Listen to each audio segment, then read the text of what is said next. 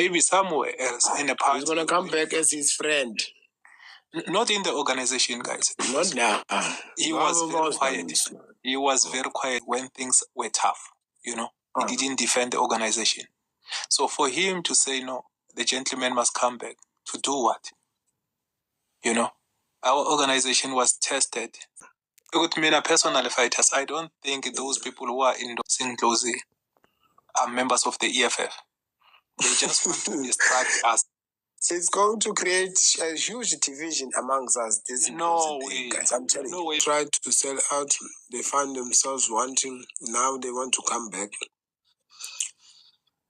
That Zanke we call Ndlozi is not going to be allowed in our organization. I'm going to pause my membership if ever he comes back and be elevated back into the hierarchy of the organization. We cannot be led by sell-out.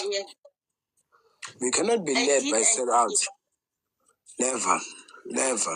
He tried selling out, found himself wanting. Now he must come back. Never. Look at my brother.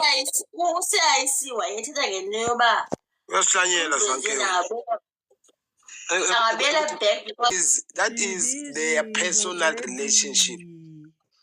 He's going to lay a red carpet for him there in Hyde Park as a friend, not in this organization.